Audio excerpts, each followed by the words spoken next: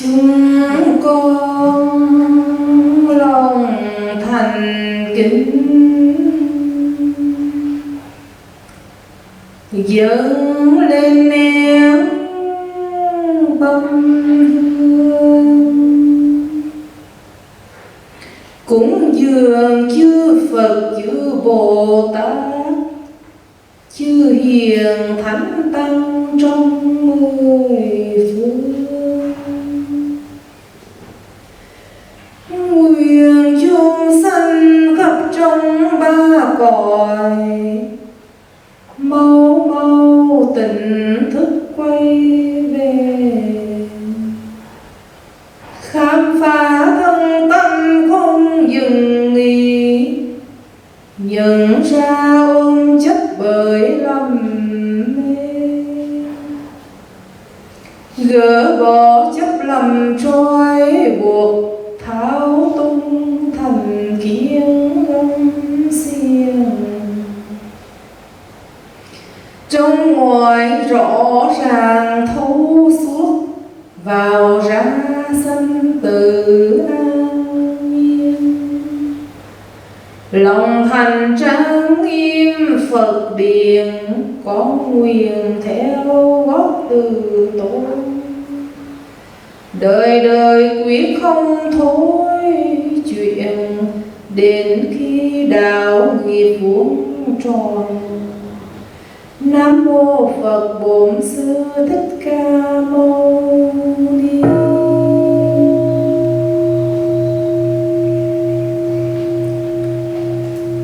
Nam mô Phật Bổn Sư Thích Ca Mâu Ni.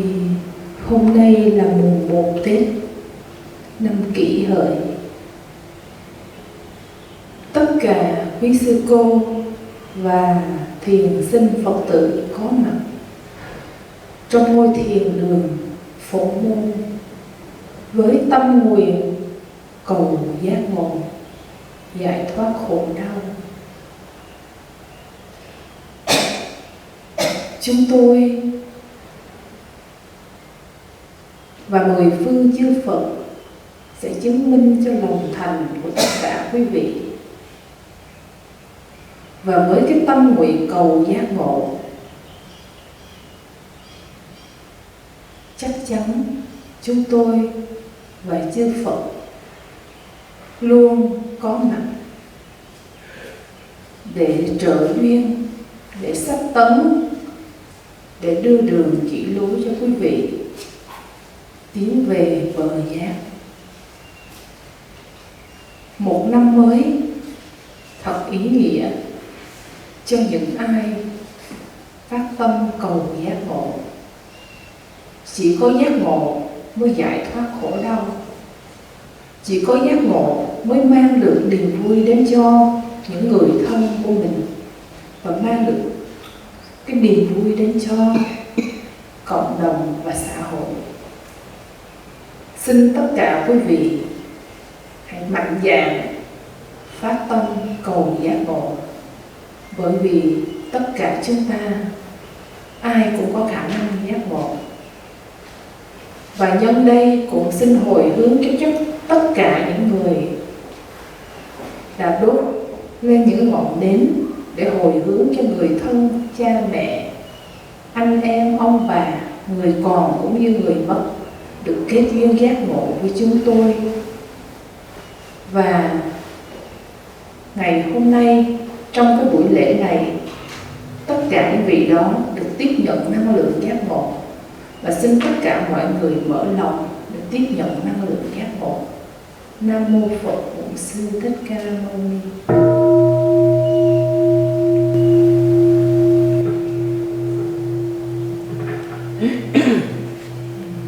Happy New Year. Hẹn quý vị một tí xíu. Nam mô Phật Bổn Sư Thích Ca Mâu Ni. Kính thưa đại chúng, hôm nay là mùng 1 Tết đầu năm. Đầu năm là mình phải cho cái gì cho nó thật sự là sáng lạng không? Thành ra đầu năm là quý vị đến đây thầy muốn cho gia tài giác ngộ nha. Mà bây giờ thầy muốn nói với quý vị rõ hơn một tí về gia tài giác ngộ. Mà nếu mà mình có được cái gia tài này rồi thì cuộc sống của mình là rất là ý nghĩa. Thì sáng nay là quý vị tụng kinh gì? Bát Nhã, phải không? Cái bài kinh Bát Nhã thì hôm nay thầy sẽ cho gia tài qua cái bài kinh Bát Nhã nha, để cho mình thấu triệt được cái bài kinh Bát Nhã muốn nói cái gì. Và khi mình hiểu được á, thì lúc đó mình sẽ biết là tại sao mình phải cần có trí Bát Nhã, phải không? Thì bây giờ nãy giờ mình tụng 3 biến kinh Bát Nhã, mình nghe cái gì mà sắc tức thì không, không tức thì sắc, rồi không dơ không sạch, không thêm không bớt, phải không? Rồi trí Bát Nhã vô thượng, không mắt không tai không mũi không lưỡi, ha, mình nghe cái gì mình cũng chẳng biết cái gì hết. Thì giờ quý vị muốn biết không? Không biết ha. Thì giờ cho mình một cái ví dụ rất là thực tế trong cái đời sống hàng ngày thôi, qua kinh Bát Nhã, để mình hiểu rằng là như thế nào gọi là trí Bát Nhã. Thì đoạn mở đầu kinh mình thấy là Bồ Tát quán tự tại, khi thể nhập thâm sâu trí Bát Nhã vô thượng, ngài bỗng nhiên thấu suốt 5 uẩn 4 là không. Ủa, cái trí Bát Nhã vô thượng là cái gì? Và thấu suốt 5 uẩn 4 là không là như thế nào? Thì hôm nay sẽ cho đại chúng hiểu về cái đoạn đó nha. Quý vị thấy thường á, ở trong một cái đêm tối mình đang đi không? Mình đang đi trong đêm tối á, thì mình thấy một cái sợi dây, nhưng mà mình đâu biết là sợi dây, mình nghĩ là gì? Trong tối mình nghĩ là gì? Con rắn. À, khi mình nhìn thấy cái một chiếc con rắn, thì khi mà cái đầu nó nói con rắn, thì tự nhiên trong người mình nó khởi lên cái điểm gì? Cái cảm giác gì? Sợ. Đúng chưa? Nè, tự nhiên mình vừa thấy nó chết con rắn, là cái thấy nè, con rắn, thì cái cảm giác là sợ. Thì khi mà sợ xong thì mình có khuynh hướng gì? Vừa thấy xong là mình tin cái gì? Tin cái thấy của mình là sự thật. Thì cái thấy nó thật thì cái sợ nó cũng gì? Thật. Ha, mà khi sợ nó lên rồi thì cái người mình nó sao? Nó run rẩy, phải không? Mà nếu nó run như vậy đó, thì cái run này cũng thành gì? Thành thật luôn. Là cái thấy thật, cái thấy nó là con rắn, nó là thật. Cho nên cái sợ nó lên nó cũng có thật, mình thấy rõ ràng người mình sợ, có cái cảm giác sợ mà. Thì cái run nó cũng gì? Cũng thật. Và khi mà nó sợ thật, nó run thật, thì cái đầu mình nó nghĩ là thật, thì nó phải tính chuyện là 1, 2, 3 là gì? Chạy. Thì cái chạy đó cũng gì? Cũng thật luôn, thấy không? Rồi mình còn có người thì tìm mọi cách là không chạy thì đứng lại, dùng cái đồ để mà đánh con rắn, thì cái hành động đó cũng thật luôn, đúng chưa? Đó. Rồi thì mà nếu mà mình chạy đi thì cái hình ảnh mà con rắn nó vẫn còn ở trong gì? Trong đầu của mình, thì cái hình ảnh nó vẫn là thật, đúng chưa? Cái cảm giác hồi nãy mình sợ vẫn còn thật, và cái người mình run rẩy nó vẫn còn thật, và cái sự chạy trốn của mình nó vẫn thật. Và khi mình kể cho người ta nghe mình kể, thì người ta cũng tin đó là thật, là tại vì mình gì? Mình thể hiện quá thật của nó, là tại vì trời ơi, nó sợ thiệt. Cái người nào có thiệt như vậy là cái người nào thấy gì?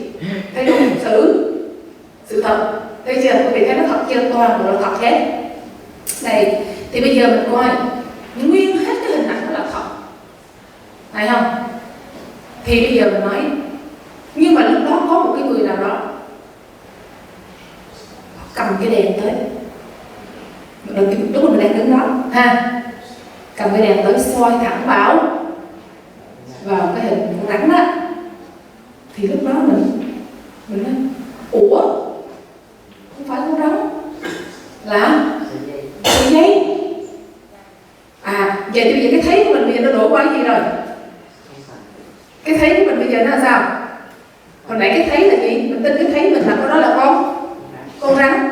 Nhưng mà bây giờ có cái đèn nó vô, thì giờ cái đèn, cái thấy của mình sao? Thấy đó là gì? Sợi dây, phải không? Vậy thì bây giờ bắt đầu mình coi là vậy là cái thấy cũ của mình á, là bây giờ nó trở thành gì? Là thành không thật rồi, đúng chưa? Rồi bây giờ quay này, khi mà mình thấy cái đó là sợi dây thì lúc đó cái cảm giác sợ mình nó đâu rồi? Cảm giác sợ mình nãy đâu? Không có nữa, thấy không? Mà khi cái đó nó mất là không thật rồi, thì cái rung đó nó còn không? Cái rung nó cũng gì? Mất luôn. Rồi cái tính đường mà chạy trốn còn không? Hết. Rồi xong rồi tính đường đặt nó còn không? Hết. Ok, rồi những quý vị theo kịp không? Vậy thì tại sao nguyên hồi nãy là thật, mà khi có cái ánh đèn lên á thì mình nhìn thấy nó khác đi rồi, thì tất cả cái kia nó biến mất? Vậy vấn đề nằm ở đâu? Vậy vấn đề nằm ở đâu? Tại vì nếu nó thật thì đèn tới nó cũng thật. Nếu mà mình nói cái đó là con rắn thì đèn tới nó không phải là con rắn. Nhưng mà khi ánh đèn nó vô thì cái đó nó không còn là hình con rắn nữa, mà là sợi dây. Thì như vậy khi mà cái ánh đèn nó chiếu vô thì mình thấy nó là sợi dây. Thì như vậy lúc đó cái suy nghĩ của mình còn tin nó không? Mình còn tin không? Hết tin rồi, hết tin cái suy nghĩ rồi, thì cái suy nghĩ nó tự động cái gì? Nó biến mất rồi, đúng không? Nó biến rồi, tự động nó biến, chứ mình không cần biểu nó biến. Mà cái đó nó biến thì cái cảm giác mình nó cũng tự động sao? Biến luôn. Cái rung này nó tự động nó biến. Thấy chưa? Rồi, vậy thì bây giờ qua cái chỗ đó thì mình sẽ hiểu được cái chỗ rằng là cuộc sống của mình bị thiếu cái gì trong câu chuyện đó? Thiếu ánh sáng. Thấy chưa? Thiếu ánh sáng. Thì cái ánh sáng trong câu chuyện ví dụ đó là trí bát nhã vô thường. Rõ chưa? Cho nên cái trí bát nhã vô thường nó quan trọng lắm. Mình mượn cái này tại vì phải nói như vậy quý vị phải hiểu. Thì cái trí bát nhã vô thường nó quan trọng cỡ nào? Nhưng mà khi có cái trí bát nhã vô thường thì năm uẩn điều vốn là con nói đây nãy nó thật nè. Hồi nãy khi chưa có cái trí bát nhã thì năm uẩn nó là gì? Là thật. Uẩn là gì? Năm uẩn là gì? Sắc là nhìn cái sợi dây cho là con rắn là sắc, thọ là cảm giác, tưởng là suy nghĩ, hành là diễn tiếp tục suy nghĩ. Tức là mình xô ở trong đó mình nói chắc chắn đó là con rắn. Thì năm cái hồi nãy năm uẩn trước khi mà có ánh sáng vô, năm uẩn nó là gì? Là thật hay là giả? Là thật. Nhưng mà khi ánh sáng xuất hiện, tuệ giác có mặt rồi thì năm uẩn nó trở thành gì? Thành gì? Thành không. Rõ chưa? Hồi nãy nói là Bồ Tát quán tự tại, khi thể nhập thâm sâu, trí bát nhã vô thượng, Ngài bỗng nhiên thấu suốt năm uẩn vốn là không, là vậy lúc đó là gì? Biến mất rồi, phải không? Cho nên gọi là năm uẩn vốn là không. Nhưng mà tại sao mình lúc đó cái đèn nó vô thì mình thấy là không, nhưng mà không có cái đèn nó thành gì? Nó thành thiệt. Vậy thì cái đèn đó của mình chưa? Cái đèn đó là do đâu? Do đâu? Do gì? Do đâu? Cái đèn đó đâu ra? Đèn đó đâu tới? Cái đèn đó do thầy soi vô. Cho nên lúc đó mình thấy nó tự nhiên nó sáng ra. Nhưng mà tí nữa cái đèn không còn nữa thì mình lại trở lại cái gì? Năm uẩn là thật. Thấy chỗ này chưa?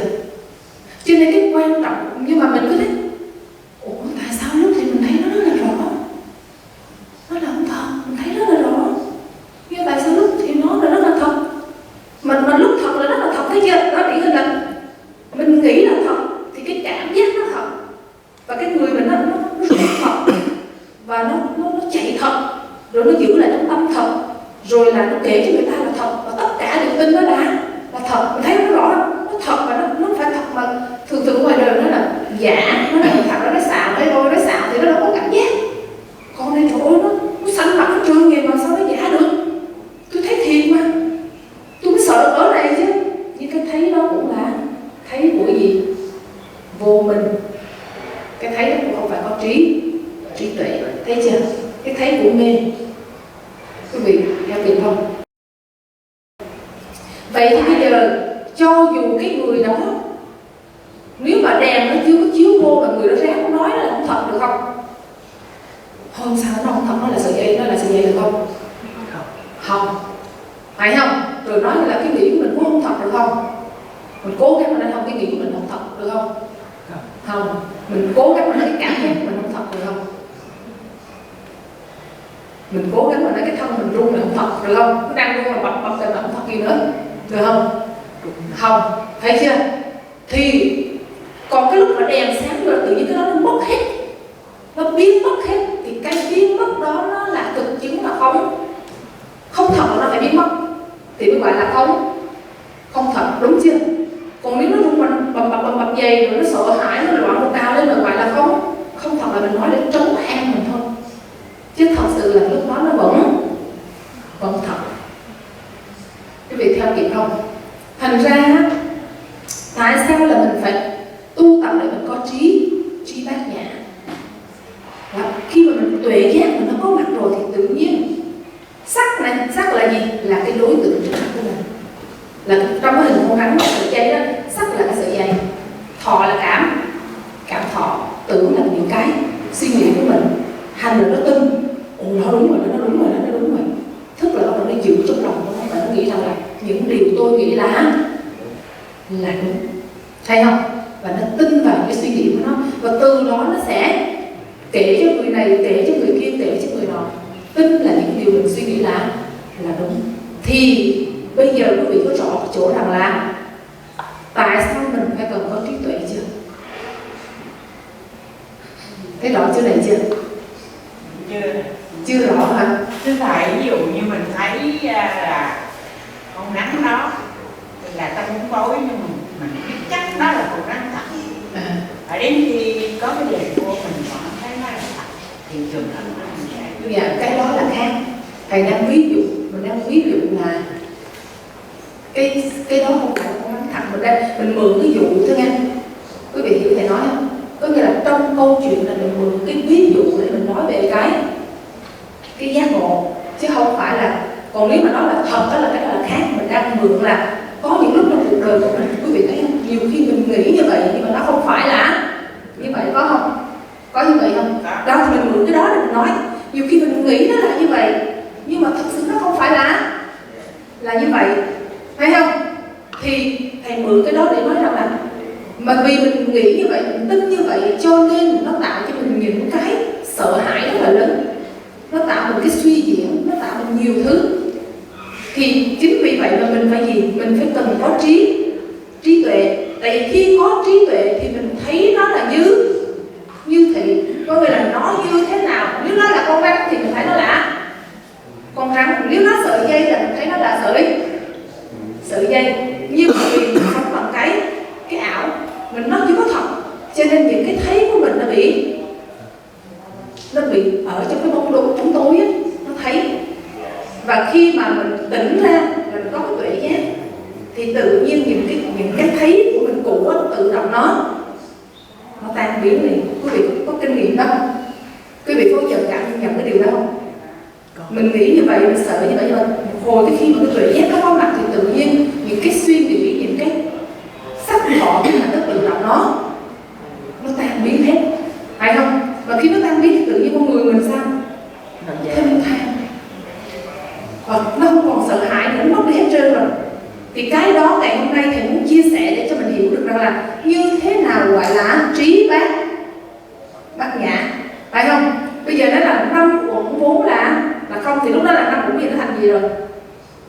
Thành gì rồi? Lúc đầu là nói gì? Khi chưa có ánh đèn vô thì nó là gì? Là thật. 5 uẩn đó là gì? Là thật.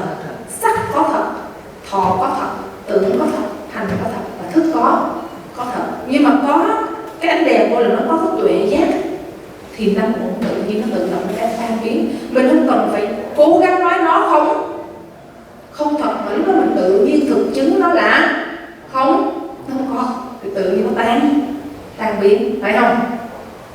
Thì cái đó nó có không có, thì cái đó con rắn nó có không có, thì con rắn nó có mắt không?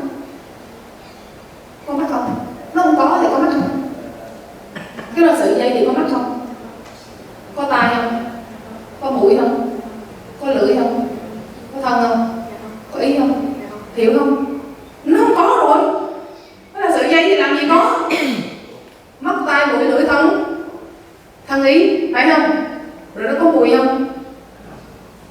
Nó đâu có mùi, phải không? Mà nếu nó không có, nó không rồi á, thì nó còn có cái gọi là tu tập để mà giải thoát cái đó không? Tại sao mình phải tu tập? Là bởi vì mình sống ở trong bóng tối, mình bị bế tắc, mình mới cầu ánh sáng, đúng chưa? Mình cầu ánh sáng thì mình mới gọi là giác ngộ. Khi mà có đèn rồi thì tự nhiên cái đó nó tự làm gì? Nó tan rồi. Mà khi nó tan biến rồi thì còn có giác ngộ và còn có người cầu giác ngộ không? Còn không? Quý vị theo kịp không? Quý vị thầy nói không? Mình đang nói cái vấn đề ánh sáng đó nha, chứ mình không có nói là nếu mà mình đang ở trong bóng tối, mình đang ở trong cái tưởng á. Quý vị nhớ là nếu mà không có cái ánh đèn vô đó, thì tại vì không có ánh đèn vô cho nên có cái người thấy rằng là con rắn là thật, thì có người sợ, có người mới cầu có ánh sáng, đúng chưa? Nhưng mà nếu mình đã trở thành ánh sáng rồi nha, cái bài kinh này là bài kinh muốn nói về cái người đã về ánh sáng. Quý vị theo kịp không? Cái bài kinh Bát Nhã là cái bài kinh diễn tả của cái bậc giác ngộ. Cho nên mình ở trong bóng tối mình nghe mình hiểu không? Mình đâu có hiểu là tại vì mình đang thấy con rắn là thật, mình đang thấy sợi dây là con rắn là thật, thì mình đang thấy nó có mắt đàng hoàng mà mình nghĩ con rắn là con mắt là có mũi, tự nhiên bên kia nó không mắt không ai có mũi, thì hai người nói chuyện có hiểu không? Quý vị thầy nói quý vị hiểu không? Thì đang mù mà làm sao hiểu? Nó giống như này, bây giờ mình đưa ra hai hình ảnh thì bây giờ quý vị nhớ cái bài kinh Bát Nhã mà mình tụng á, là bài kinh nó đang nói về cái người Quan Thế Âm Bồ Tát, là cái bậc giác ngộ đang nói ra cho chúng ta hiểu là cái đó là cái thấy của bậc giác ngộ nói. Theo kịp không? Chúng ta là cái thấy của người phàm phu, nghe cái bài, nghe bậc giác ngộ nói, hai bên sao? Không sao, chẳng hiểu gì hết.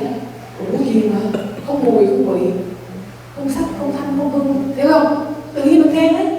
Nhưng mà mình phải nhớ một điều là mình đang nghe cái bậc giác ngộ nói diễn tả về cái trạng thái giác ngộ. Thầy đi ha, rồi thầy tặng cho hôm nay cái duyên giác ngộ nha, thầy tặng cho món quà. Đây là cái ngộ đến về và cúng Phật đầu năm để đốt cho đạo Phật, đây là các cái ngộ để giác ngộ nha, mong mình có tuệ giác. Và cái này là cái bài mà thầy viết để làm giúp cho mọi người thức tỉnh cái tâm của mình, làm có những bài hôm nay thì về mà nghe nha, rồi chúc quý vị có tuệ giác nha. Thì bây giờ nhắc lại đại chúng này, cho nên mình khi mình tụng Bát Nhã mình phải hiểu. Ví dụ bây giờ lúc đó để cho cái người mà đang thấy con rắn là thật á, một người đang thấy con rắn là thật, thì tất cả năm uẩn nó trở thành thật, và người đó sẽ diễn tả con rắn nó có mắt, có tai, có mũi, có lưỡi, có thân, có ý, đúng chưa? Là người đó sẽ diễn tả hết. Thì cái bài mà cho nên mình đọc cái bài đó mình thấy ủa nó hiểu gì hết, là tại vì bậc giác ngộ đang nói về cái nhìn của bậc giác ngộ. Trong cái bài này là cái nhìn của bậc giác ngộ thấy, còn mình là đang là cái nhìn của chúng sanh. Quý vị, hai cái thế giới nó khác nhau chưa? Đó. Nhưng mà tại sao bậc giác ngộ phải cho mình nghe cái này? Là tại vì cho mình nghe để mình thấy rằng là cái thấy của mình không giống như cái thấy của bậc giác ngộ. Cho nên mình phải cần tu học để được giác ngộ, để mà có được cái thấy như bậc giác ngộ. Quý vị theo kịp không? Nhưng mà mình ngồi mình đọc cái bài mình nói không hiểu gì hết. Rồi sao trong này nó đừng tu? Rồi sao lại nói là trong này không có vô minh, rồi không hết vô minh, rồi không có già mà có già đàng hoàng mà, con rắn nó có già mà, con rắn có chết mà, thấy không? Con rắn có xanh mà, rồi sao con rắn không có?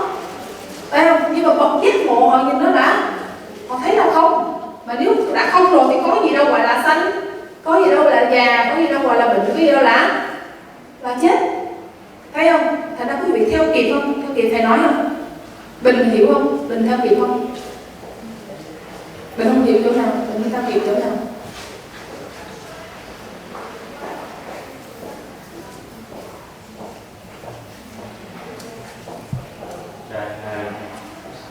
Thầy đang nói chuyện con nói chuyện với con đánh thầm thật đấy. Sao vậy con đánh thầm nó trở thành không?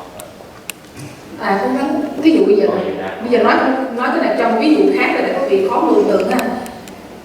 Bây giờ một cái ví dụ đầu tiên đó là muốn nói rằng là thật sự là trong câu chuyện nó muốn nói là đó là cái sợi dây, nhưng mà tại vì mình đi trong đêm tối, mình nhìn mình tưởng tượng nó là con rắn, thì cái thấy đó là thấy tưởng tượng hay là thấy thật? Thấy chưa? Rồi cái nó theo kịp không? Rồi bây giờ theo kịp không? Bây giờ mình nói con rắn thật này, bây giờ mình nói con rắn thật có bị khó hiểu lắm. Giờ nói với hoa đi. Bây giờ cái cây hoa đó, cái cây hoa mình đem về là cái cây hoa đó là mình nhìn thấy là gì? Thật không? Cây hoa thì luôn thật không? Thật phải không? Nhưng mà mình thấy cây hoa khác là bậc giác ngộ thấy cây hoa. Ok, thì mình nhìn ha, nó vậy nó dễ thấy hơn. Mình cũng thấy hoa, bậc giác ngộ cũng thấy hoa, nhưng mà cái hoa này đối với mình là thật. Thấy chưa? Vì nó thật cho nên gì? Mình không muốn cho nó tàn. Mà khi nó tàn thì mình gì? Mình buồn. Cho nên cái thấy thật này, thật là muốn attach xuống cái hoa này. Cho nên mình muốn cái hoa này đừng tàn. Mà khi nó tàn thì mình sợ nó tàn nó chết. Thì cái thấy của mình là cái thấy của người tối hay cái của người sáng? Theo kịp chưa? Nhưng mà bậc giác ngộ họ cũng thấy hoa, nhưng mà họ thấy cái này là gì? Cái gì? Nó là không. Nó không thật. Nó không thật là vì sao nó không thật? Là vì bậc giác ngộ đã nhìn thấy được nó là nó có xanh thì nó có diệt rồi. Hiểu chưa? Nhưng mà mình thì mình không có thấy cái đó. Mình muốn nó xanh hoài, mình muốn nó sống hoài, là muốn nó trẻ hoài, mình muốn nó như vậy hoài, forever. Thì cái thấy đó là cái thấy của phàm phu. Mà cái thấy đó là cái thấy cho là tất cả là thật, cho nên muốn forever. Theo kịp chưa? Còn cái thấy của bậc giác ngộ họ cũng thấy, nhưng mà họ nhìn cái này là nó là có nhưng mà là không. Nó có này nhưng mà nó không. Mình nhận ra được chưa?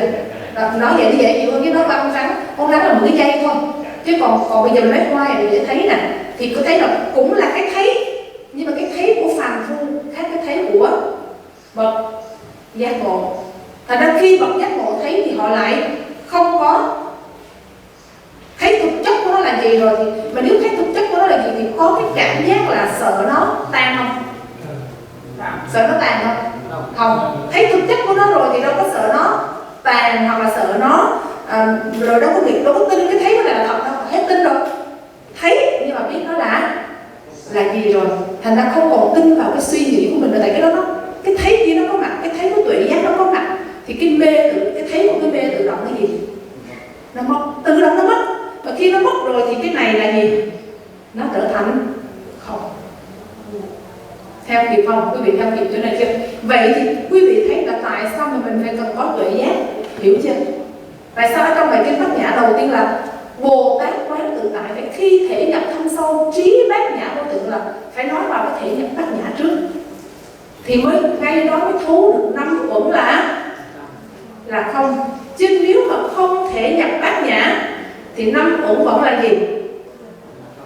Là có. Thấy chưa? Cho nên nếu mà mình tu mà mình không thể nhập Bát Nhã thì mình vẫn bị thấy năm uẩn là thật.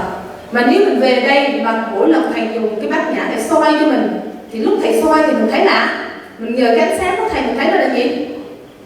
Giúp cho mình thấy là gì? Là không. Nhưng mà ánh sáng đó là do ai?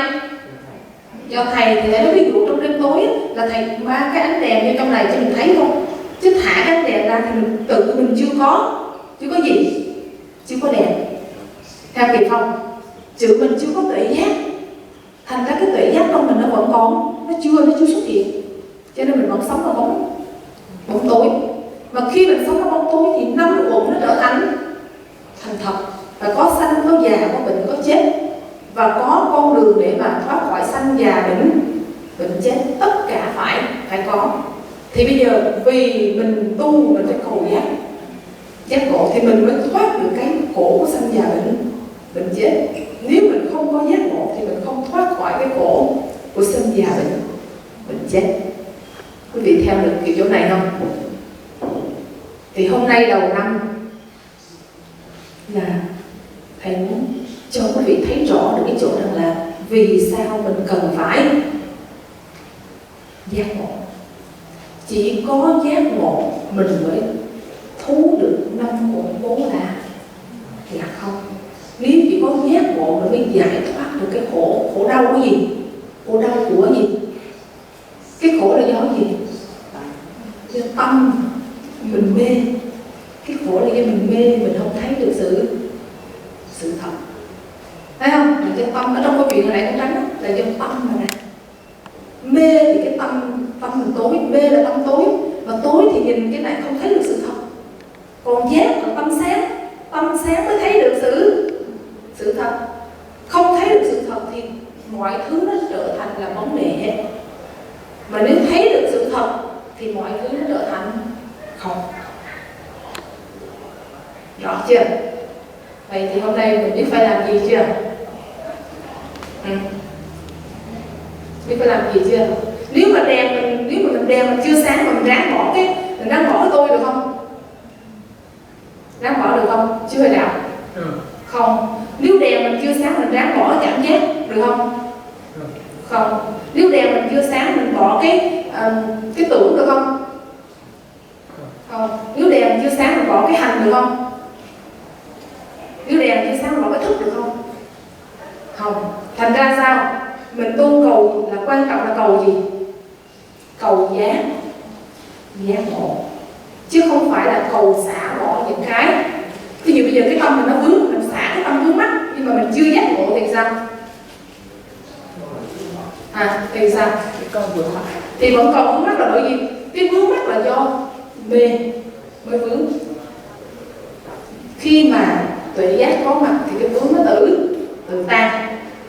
Thành ra giờ mình không cầu được xả cái vướng mà mình cầu là có ánh sáng. Thấy chưa? Khi có ánh sáng thì nó còn có vướng nào đâu. Vướng là do mình mê mới vướng. Còn nếu mà mình tuệ giác nó có thì cái vướng nó được tiêu tan. Rõ chưa này chưa? Tuệ triệt rõ chưa? Quý vị rõ hết không? Hôm nay rõ hết chưa? Thì trong 3 ngày mùng 1, mùng 2, mùng 3 thầy sẽ làm khai mở rõ cái trí bát nhã vô thường cho quý vị. Và mỗi ngày mình sẽ khai một tí để cho mình rõ được như thế nào là trí bát nhã, như thế nào là tuệ giác, như thế nào là nó cũng vốn là không. Chứ nếu mình không có rõ, mình tu mình đọc rồi nói cái gì cũng hiểu nhất, nó không hiểu gì hết. Nhưng mà mình không có biết là cái thấy đó là cái thấy của Phật giác ngộ viết lại nói cho mình nghe. Mình là cái thấy của phàm phu, mình đọc vô mình không hiểu gì hết, thấy không? Nhưng mà cứ đọc. Nhưng mà nhờ đọc hồi thì mình biết tìm hiểu của nó là cái gì này. Thì một ngày đó tự nhiên mình sẽ rõ ra nó là cái gì. Thì khi quý vị về đây tu học đó, cái này gọi là gì? Là gì? Theo bài kinh đó thì cái này gọi là gì? Trí bát nhã vô thường. Thầy cho cái biểu tượng này nè. Cái biểu tượng này thầy muốn nói cái chữ trí bát nhã vô thường. Và quý vị về đây tu học đó, là thầy giúp quý vị làm gì? Có được cái gì? Trí bát nhã vô thường. Nhớ chưa? Chỉ có trí bát nhã vô thường thì mình mới thực chứng được vốn là không, và mình thoát khỏi mọi khổ đau. Nếu mình không có thì mình sẽ ở trong khổ đau và mình thấy cái gì cũng thật hết. Thấy không? Ví dụ hồi nãy mình nói nếu mà mình thấy cái hoa này là thật thì mình đang muốn cái hoa này nó tươi, mà ai đụng vô một cái là nó tan hết trơn thì mình sao? Mình giận mình buồn lên thì cái đó là gì? Cái giận nó có thật không? Có mà. Cái thấy hồi nãy mình nói là cái này là của tôi nè, thật không? Cái suy nghĩ đó thật không? Thật, thấy không? Vì cái đó thật cho nên cảm giác thật rồi tạo ra sự chiến tranh, nó là thật, phải không? Nhưng mà nếu tuệ giác mình phải có tuệ giác thật thì lúc đó mình đã nhìn thấy nó là gì? Nó là không rồi. Thì lỡ ai có làm hư làm bể gì mình cũng gì? Mình cũng tự tự tại, thấy chưa? Mà cái đó không phải tự nhiên được, ý mình đang ví dụ thôi, là phải có tuệ giác thì mới tự tại được. Còn nếu không có tuệ giác là gì? Không có tự tại được, phải không? Và lúc đó nó sẽ có những sự xung đột xảy ra giữa mình và người mình, phải không? Mình muốn bo mình giữ, mình sợ nó hư, mình sợ nó tàn, mình ai đụng tới mình thì chết với mình. Là cái đó là cái thấy của phàm phu. Còn cái thấy của bậc giác ngộ là họ đã thấy rồi nó là cái gì rồi, thành ra nó bể nó tung gì cũng lỡ nó bị gì cũng không có sao hết, bởi vì họ biết nó là cái gì rồi. Đó thì hôm nay đầu năm phải có đôi lời khai thị cho đại chúng, và giống như là một cái tiếng chuông đó, đánh thức quý vị là tất cả từ nay khi quý vị về đây gặp quý thầy về phổ môn thì biết rằng là mình về đây để mình cầu gì? Cầu giác ngộ. Và ở đây thầy sẽ giúp cho quý vị có được cái khả năng giác ngộ. Đó là cái việc chính của thầy ở đây. Nhớ nha, ở đây chỉ làm một việc duy nhất là khai mở cái tuệ giác của quý vị để làm sao cho quý vị có được cái tuệ giác. Và có được cái tuệ giác rồi thì mình mới thoát ra khỏi cái khổ đau. Mà cái khổ đau là do gì? Tưởng, mê cho nên tưởng tượng rồi chắc tất cả đều là thật để làm khổ mình và khổ những người chung quanh ha. Rồi chúc quý vị một lần nữa phát tâm cầu giác ngộ. Nam mô Phật Bổn Sư Thích Ca Mâu Ni. Và hôm nay thì cũng là đầu năm phát lộc cho đại chúng nha. Ai mà người chưa có thì chúng ta tiến lên đây trước khi chúng ta hồi hướng, và hôm nay chúng ta sẽ được đốt pháo nha. Đoàn của chúng ta đốt pháo. Cái đặc biệt hôm nay đốt pháo hôm qua nói rồi, nhưng hôm nay nhắc lại quý vị vấn đề đốt pháo. Cái đốt pháo nó có hai nghĩa mà cho những người mới được hiểu. Cái tiếng pháo quý vị thấy không, khi mà đốt lên đó là nó gì? Nó nổ rất là giòn mà nó nổ rất là nhanh, thấy chưa? Thì thường mình hay nghe cái câu thơ gì? Ngày vui qua như tiếng pháo nổ, phút giây khổ thì tựa thế giới đứng yên. Quý vị thấy không? Mình thấy ngoài đời mình thấy mình vui nhiều không? Giữa vui với khổ sẽ cộng lại cái nào nhiều hơn? Khổ nhiều hơn. Cái vui nó có thì chứ phải có, nhưng mà nó nhanh như làm cái tiếng pháo nổ là tàn biến mất. Nhưng mà cái khổ là gì? Lo buồn sợ hãi đủ thứ. Trời ơi, nó rất là khổ. Giống như bé Phổ Tỉnh giờ nó ôm đứa con này, thấy chưa? Cái lúc mà nghe tin mình có đứa con vui không? Vui chứ. Rồi khi đẻ ra rồi sao? Tụi cũng chết, thấy chưa? Nó khuya dậy sớm, rồi nó khóc, nó bệnh, rồi 2-4 đứa đi học, rồi nó không nghe, rồi nó nghe lời. Thấy không? Thì cái vui nó cũng có, nhưng mà nó ít lắm. Và cái khổ thì nó dài, không bao giờ dứt, thấy không? Thành ra phút giây khổ tựa thế giới đứng yên. Nhưng mà đây thì đó là nói về cái gian nha. Còn nói về cái bắt đầu bây giờ mình có tuệ giác á, thì nó hay cái chỗ này. Khi có tuệ giác á, hồi nãy thầy nói, khi có tuệ giác thì cái mê của mình á, nó tan nhanh như là gì? Như tiếng pháo nổ, hay chưa? Có nghĩa là khi tuệ giác nó có mặt rồi đó, thì bao nhiêu cái gì mà cái khổ trùm muôn kiếp rồi nó tối thui đó, nó tự nhiên cái nó mở ra một cái là tự nhiên nó làm cái rong một cái pháo nổ, nó tan rồi trời, mất hết. Và tâm mình trở nên thanh thản, thấy chưa? Thành ra bây giờ mình muốn pháo loại nào? Giờ pháo này là pháo ngày vui như tiếng pháo nổ, phút giây khổ tựa thế giới đứng yên, hay là pháo của giác ngộ rồi tự nhiên cái tan hết. Chọn cái nào? Dây pháo này quý vị chọn cái nào? Pháo giác ngộ. Ai pháo giác ngộ đưa tay lên rồi. Đúng rồi, mình phải tin cái điều đó là thật. Là tại vì tâm mình mà nó sáng ra thì tất cả cái bóng tối nó được tan biến hết.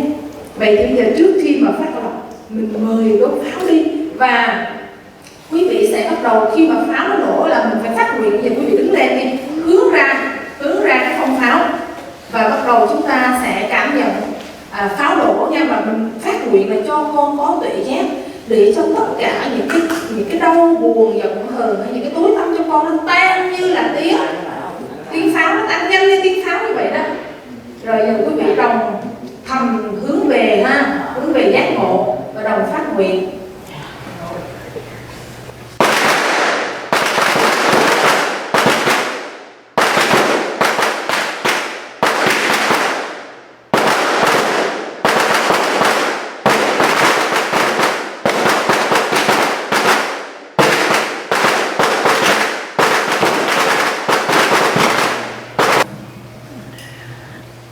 Rồi người đại chúng xoay lại.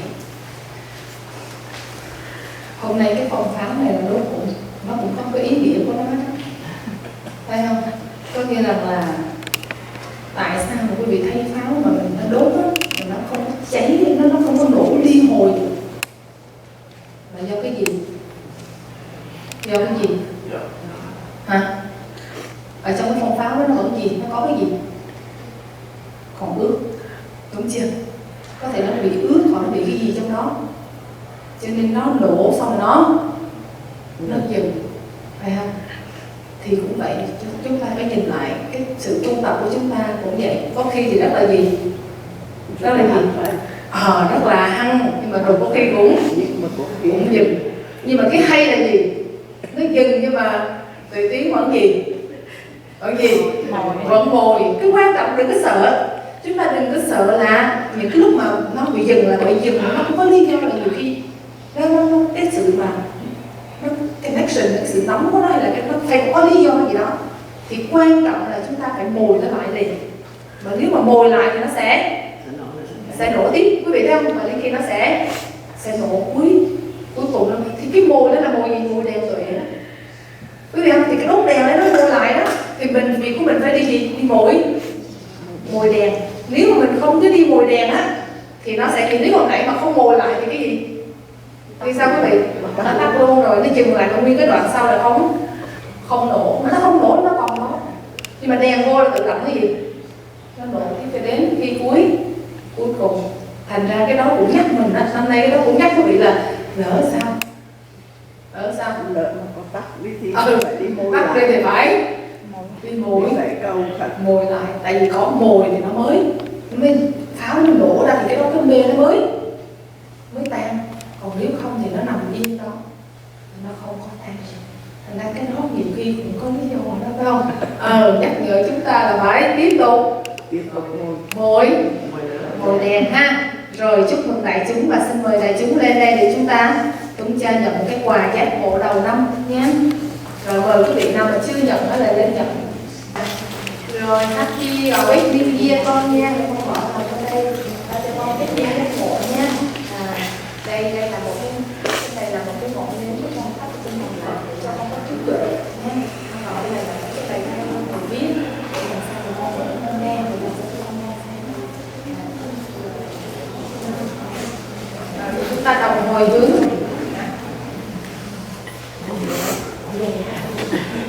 Bây giờ đường gặp minh sư quanh con đều là bạn dân nguyện đi trọn đường giải thoát trở về bản thể chân như nhận ra bằng trời giác ngộ. Ngày đêm thường sáng nơi mình trong niềm vui xuân bất tận giúp người thoát khổ tư sanh. Nguyện đem công đức này hướng về thăm tất cả đệ tử và chúng sanh đều trọn thành Phật đạo. Thầy hẹn quý vị mùng 2, mùng 3 nha, những người nào mà đã đến hôm nay được nghe được cái thâm nhập cái bài Bát Nhã. Thầy sẽ trong 3 ngày này thầy sẽ dùng những cái ví dụ, những cái phương tiện cụ thể để làm sao mình khi mình nghe tới đâu là mình thông tới đó, mình hiểu tới đó, rồi từ đó mình mới phát tâm cầu giác ngộ. Thành ra mùng 1, mùng 2, mùng 3 sẽ khai thị về kinh kinh Bát Nhã nha.